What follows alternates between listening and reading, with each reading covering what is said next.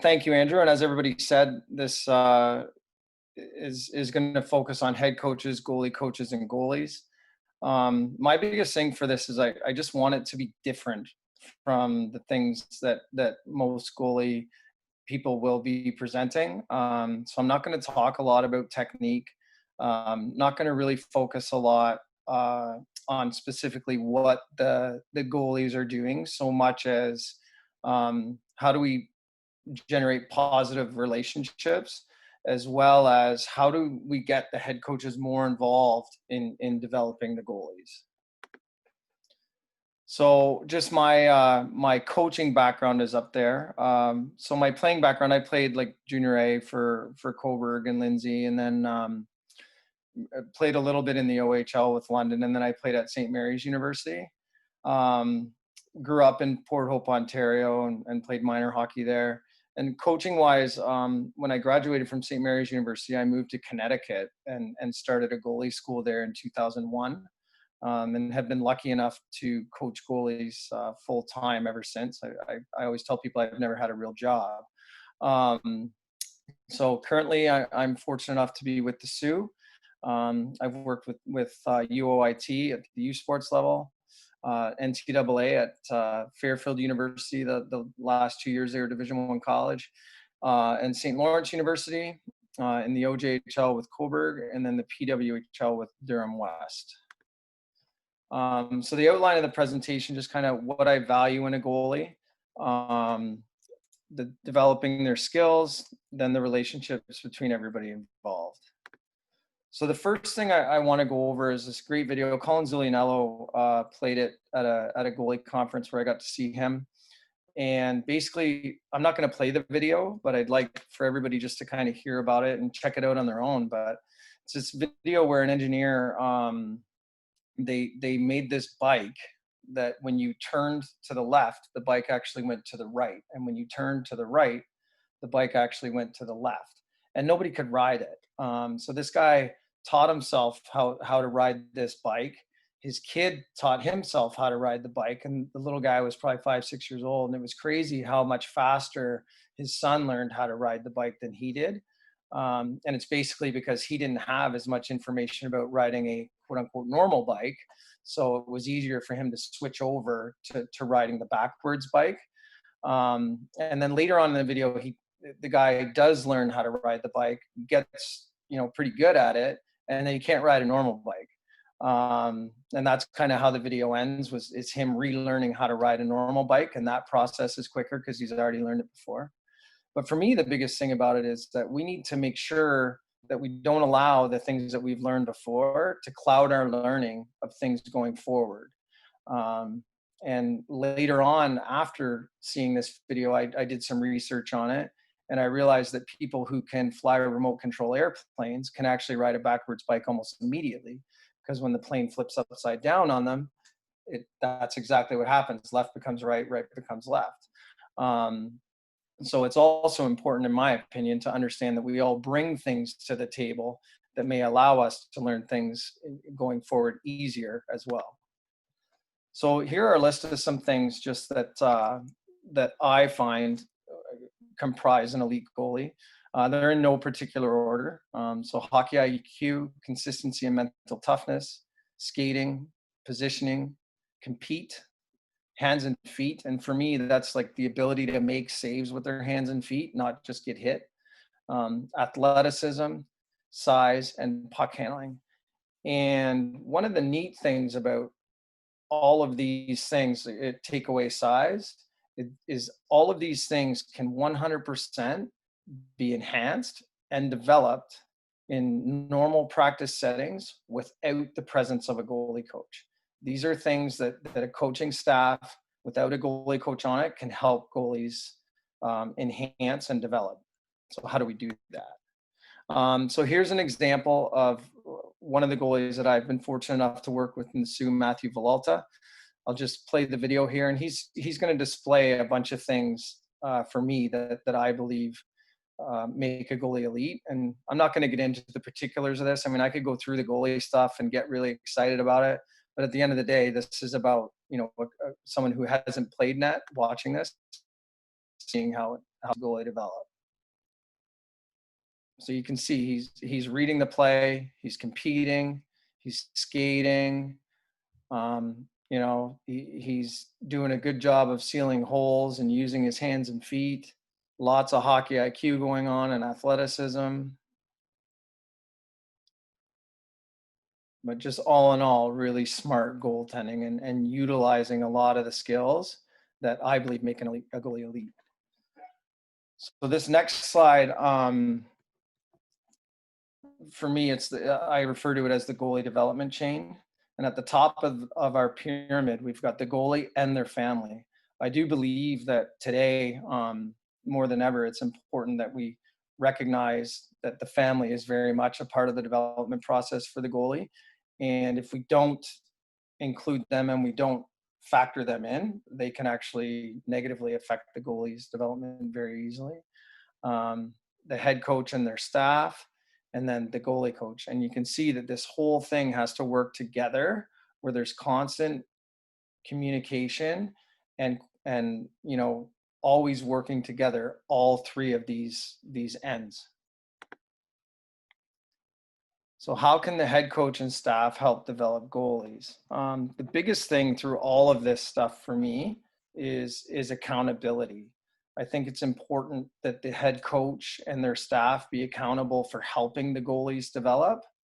And it's also important that they hold the goalie accountable to developing in all scenarios, whether the goalie coach is there or not. Just some simple things like, making them skate and handle the puck. That goes a long way in helping a goalie be better in games. And it's not just about like tossing them off to the side and having them just do whatever, but like make them do the same drills that the forwards and D are doing. I know there are really good goalie coaches that will disagree with me on this. And one thing I didn't say earlier that I meant to hit on, like anything I say in here is just my opinion and what my experience has told me. And I'm not trying to go against or disagree with anything that other good goalie coaches have done in the region. I'm just trying to bring my perspective and make note of things that I've noticed. But I believe in having goalies skate and do all the skating drills that the forwards and D do, because it makes them more agile and it makes them more well-rounded, and it doesn't take away from their goalie skating. I'm not minimizing the importance of goalie specific skating, but I do believe that goalies should skate and they should handle the puck and they'll be better for it, whether it be just playing the puck in general, getting out to them, but also making saves that are outside the box, so to speak, and have them, be athletic and agile. Accountability falls into making sure they practice how they play too. I'm really big on making sure goalies play out each shot and making sure that they play it like a game. In order to do that, we need proper spacing, and that also lets the forwards and the D finish plays out as well as the goalies. For me, I think we should put some thought into shot location, because not every shot comes from the slot. And allowing rush plays to develop will help your goalie with their hockey IQ, because it's just patterns as it's coming at us. And again, include puck play. I think it's huge for the D and the goalies. So just some common mistakes that I've seen. I think I might have skipped a slide here. No. So some common mistakes that I have seen: goalies don't skate with the team and are just kind of expected to do their thing. I believe that goalies, again, should be skating with the team right away. And many minor hockey practices that I go out to, I'll see right away that the goalies are off to the side and stretching as the team skates around. And I think that sets it in motion right away that the goalies are going to be isolated from the rest of the team. And I want to make sure that these goalies are skating and that they're a part of the team, not just a complete separate entity. The goalie coach work takes over the practice. I find a lot of times there will be goalie coaches that come in and demand that they have the goalies for the entire time. And then the coach ends up just kind of throwing them down there and they're not involved in the process at all. I want to make sure that for me, from my perspective, that the head coach and goalie coach are working more together, and that doesn't happen, where the goalie coach is respectful of what the head coach is trying to do, and the head coach is respectful of what the goalie coach is trying to do. I'll see the head coach just kind of jam the goalie coach into a corner in the middle of the ice. I've had this happen to me. And again, it shows a level of disrespect right away to that goalie coach, that you're just going to jam them wherever, and you don't care about what they're doing. So the goalie coach always working alone is another mistake that I see. I believe at least one member of the staff should want to learn about the position, and even head coaches are forced to learn, no matter what position they play, they're forced to learn about the forwards and the D. And I think it's important that they also learn about goaltending. They don't have to be able to teach the position, but they should put some time and effort into learning about the position so that they can help the process of developing their goalies, and communicate with the goalie coach so that the goalie coach can design specific drills based on what that head coach is seeing. The one thing I always stress with head coaches is they see every single game that a goalie plays. And when you see every single game that a goalie plays, you see all the goals go in, and you see all the good and the bad. Most goalie coaches may never see the goalies play that they work with in minor hockey. So there's valuable information that only members of the coaching staff can give them. I'll see goalie coaches not given appropriate time. So it's like you just send them for 2 minutes and want your goalies to get better in 2 minutes. I believe in my goalie coaching skills, but I can't have 2 minutes of practice or 3 minutes of practice to make goalies better in it. Goalies standing around when not used in the drills. Again, when you're designing your drills, I think Matt Bourgeois is going to talk about the utilizing your goalies in practice, but just think about them. Every time you're doing up a practice plan or whatever, just think about the goalies. Not every drill needs to be they don't need to be the focus of every drill, but I do think it's important that we just give them that respect and think about them. And again, the head coach doesn't involve themselves in the process. So here's another video here of Matt. And in these scenarios, he's just battling. And it's not really technical stuff that we're going over again. It's just he's competing. And a lot of the stuff that you're going to see in this video is improved on in small space games and in battles. This isn't stuff that's typically worked on in goalie drills. But you watch him here. So he's on the post, stick swipe on it, always in the play and battling, and he's hard on that puck.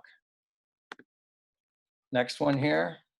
Again, there's a lot going on here, right? It's not technically perfect. He's battling, but he's athletic, he's agile, and he's really competing here. And again, this type of stuff can be developed in your practice by allowing them to play stuff out and making sure that your goalies are battling and they're working hard and they don't like getting scored on. Now I've just got some puck play here. Look how quickly, Look how quickly he gets out to this puck, gets his feet up ice and makes a good pass. Here, and he takes it behind the net, makes a good play. And these are all things that goalies that aren't good skaters wouldn't be able to do. Matt's twin brother was a defenseman, so he did all the power skating stuff that his twin brother did. This one here, he opens up his hips, snaps it off, and we're gone. Right? Again, that's non-goalie skating.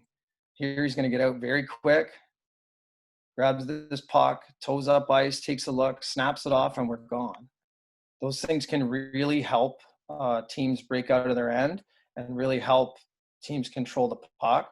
And in my opinion, so much of it can be developed through good work in practice and making sure that your goalies are doing a lot of the skating and puck handling drills. And then in the drills that they compete, right? We want to design drills that have your goalies competing and that they're working hard through that process and don't like getting scored on.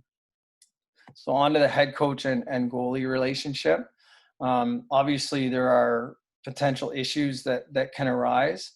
And at the end of the day, most of it just comes down to, a lack of familiarity with the position, communication, and then just a certain level of respect to make sure that the head coach knows that the goalie wants to learn from them, and that the goalies know that the head coach wants to be involved in the process. So one of the things that happens is head coaches will often avoid their goalies. And because most head coaches didn't play the position, a lot of them feel that it's foreign to them. They just don't know and they're uncertain. So then they don't want to rock the boat sometimes because, the goalies are doing well. They're going to see the goalie coach at the private facility. And at the end of the day, I don't want to touch that. And in my opinion, I'll stress this again, head coaches see every single puck that's shot at the goalie in games and have very valuable information for feedback for both the goalie and the goalie coaches. So goalies have their own coaches. So a lot of head coaches just don't want to jump in on that. They just assume that the goalie coaches have it all covered. And I think that that's created a bit of a gap in the development. And goalies are weird, which, yeah, we are. So my whole thing is head coaches manage humans and the goalies are human. So if we just take the position away and we just look at the goalies as humans, a lot of the potential issues that arise take care of themselves. So the big thing for me, when it comes to these issues, we want to make sure we're communicating. And some of the key things that come up when I'm talking to both parents and goalies alike is that head coaches don't talk to the goalies with a similar frequency to other players. And this allows goalies to both isolate themselves, all right? And it also sometimes isolates the goalies. I believe in making sure that the goalies are a part of the team process, and head coach does manage those relationships and does set the tone. And if you allow the goalies to isolate or you isolate them, you've set that tone. Spell out any expectations clearly to your goalies. So if again, we're going to set the tone. So at the start of the year, you make sure that they're at the team meetings. You make sure that they're at the team workouts. Make sure if the team's doing power skating sessions, have the goalies there. And I know some power skating coaches will battle that as well because it forces them to have to deal with the fact that the goalies are there, but it makes the goalies better. It also makes your team stronger. Communicating good constructive feedback to the goalies about their performance. I believe that it's important that it's realistic and not emotionally fueled. One of the things that I say to every head coach that I work with is that they know way more about the position than they give themselves credit for. It's important that you help pass that knowledge on and help pass on what you're seeing both to the goalies and to the goalie coach so that we can help them get better. Goalies need to know the plan for starts. I get it.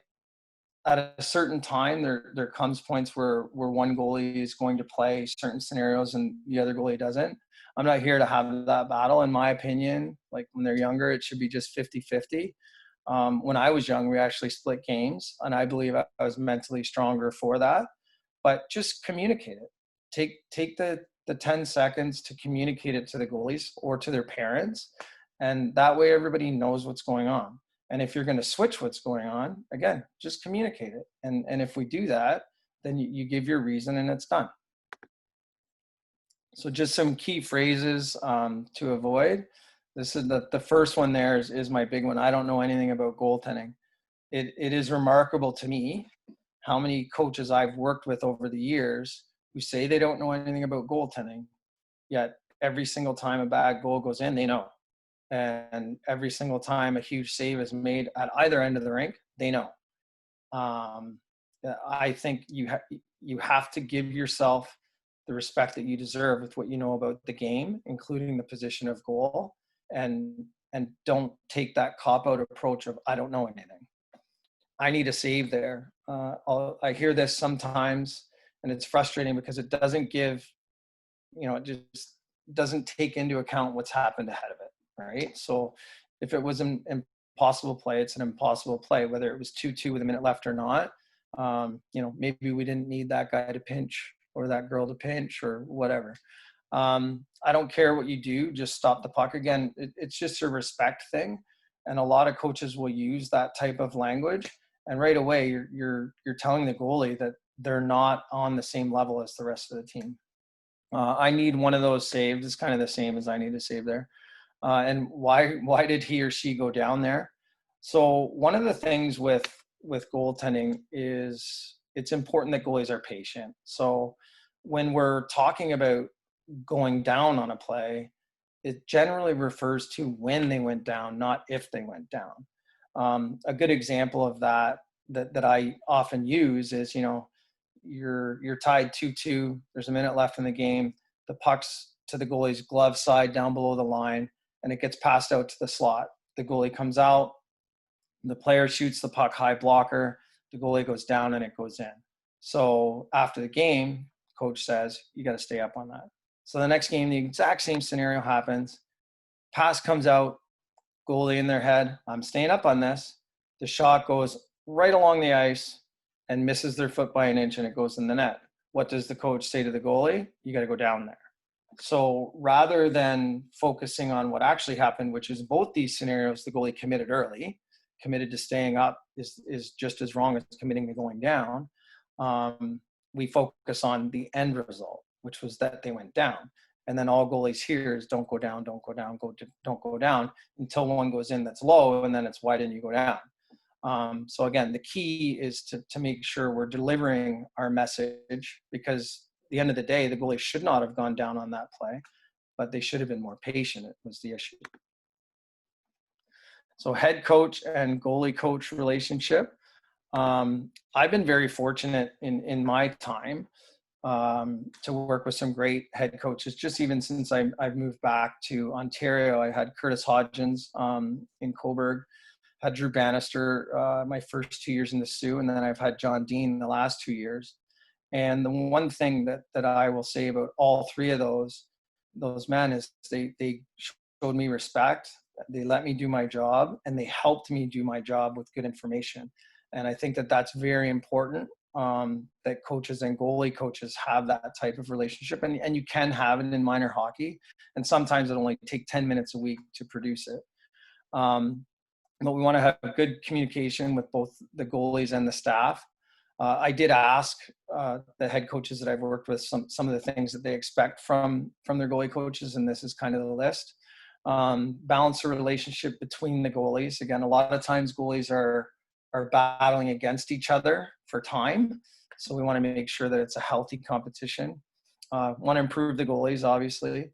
A level of commitment. This is one thing at the minor hockey level that I've noticed is a lot of goalie coaches are flying around from thing to thing, showing up at something, just in time to get their skates on, or even after the practice has started. We want to make sure that we have a level of commitment from the goalie coach that's going to actually allow them to work with your goalies effectively. I say to people out in my region, because of my job in the Sioux, I can't really take on minor hockey teams, because it's all well and good to have an OHL goalie coach as your goalie coach, but he's never there. So what good am I to them if I'm not there? Always remember that the goaltenders are a part of the team, and while the position is different, our end goal is not. I've hit on that a few times already. An open-minded approach. Will the goalie coach take constructive feedback from the head coach? In my opinion, this is a huge must. A goalie coach doesn't know anything any more than any other coach knows everything. And if you are challenged by somebody that you respect, typically you will come out of that actually making a better decision than you would have without that challenge.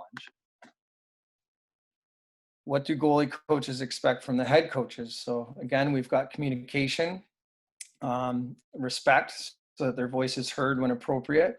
And again, this is one of the things that I've been very fortunate in my coaching time to have, is the respect of the head coach.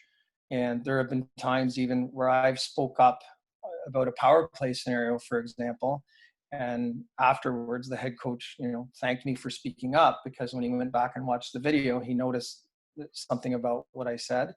And you choose your spots. You don't chime in on everything, but I think it is important that you have that common respect. A reasonable amount of time to work on specialized skills. So again, not 2-3 minutes of practice. Give us the time to do what we need to do with the goalies, and we will always be reasonable about that time, and understand that we can't have all the time. clear expectations for practices, development, and games. And I think if you're setting up at the start of the year with your goalie coach for your minor hockey team, this is something we should do. Set out the expectations, right? How many practices do you expect them there for? How many games should they be there for? How many phone calls? These things are important, in my opinion, to the development of the goalies. It's not just about coming and ripping pucks at them. Collaboration, the two must work together on a plan that will allow for both to feel good about the goalies getting what they need while the team does not suffer. Yeah, can't stress that enough. It's a team effort when it comes to development. So the goalie coach relationship. What should goalies expect from their goalie coaches? So for me, at the younger levels, it's skill over position. I don't care that the goalie is in the perfect posture or the perfect form. We have to develop their skills, their skating, their hands and feet, their stick work. These are things that come above, having your knee on the ice just so. Quality communication. And for me, this means, especially as the kids get older, you should be available by text and all that, FaceTime, all that stuff. But it includes the parents as well. Be there to communicate with the family. A plan that is age and skill appropriate. If you're working with the 7-year-old who's in AA, you shouldn't be giving them the exact same session as the minor midget AAA goalie. There are different needs there, and you should develop a plan that works accordingly to help them be better. So an understanding of their game and how they need to play in order to be the best version of themselves. I see a lot of goalie coaches whose goalies all look the same. And one of the things that I'm most proud of is if you talk to me about the 5 quote unquote best goalies I've ever worked with, you'd never know that they came from the same goalie coach, because I just really focus on trying to let them be the best version of themselves rather than hammering away at what my view of the position is. An approach that is modern and focuses on what will last long-term and short-term. So if I took a 5-year-old goalie and laid them across the goal line, they're going to make a lot of saves, and their team may win it all that year, but where does that leave them next year once the kids can lift the puck, right? So it's important that we focus on an approach that will focus on the long-term development as long as short-term success. A link between themselves and the coaching staff when necessary. There are times where a goalie coach can be that link and bridge any gap that's there. What do goalie coaches expect from the goalies? So again, communication, it's huge. Whether you're at or away from the rink. Commitment and hard work, both when the goalie coach is there and when they're not. One of the things that I've noticed in minor hockey is a lot of goalies tend to give the effort when the goalie coach is there, and then assume that when the goalie coach is there or the drill's not for them, they take their foot off the gas. And again, if we look at those clips, the one where Villalta is really battling against Sudbury there, there are a lot of things that he's showing there that come out in small space games and battles and just not wanting to get scored on and having fun in practice. And as the head coach, you are the one that sets that tone. Fair and honest assessment of performance. I think it's critical that goalie coaches be honest with the goalies about how they're doing with respect to their development, as well as, if they're not getting as many starts as the other goalie, be honest about what it is and be honest about how they can change that. An open-minded approach. I think some goalies will have a private goalie coach, they'll have a team goalie coach, and they'll lock on to what their private goalie coach is saying or to what the team goalie coach is saying, and it creates a battle. And I think it's important that they have an open mind and that they give any different approach its due effort, and then take the approach that works best for them. Loyalty and trust, again, with the different private goalie coach than their team goalie coach. It's just important that we understand the difference in those roles and that we respect them. So some things that I believe to look for in a goalie coach, I think they need to be present and a bridge for the coach and the goalies. Develop healthy relationships with each goalie. Understand how each goalie learns. This is something that took me a little bit. Some goalies need to be shown. Some goalies need to be talked through it. Some goalies need video. Most goalies need a combination of all that. But it's important to feel out each goalie, learn what has them get better individually, and give them what they need.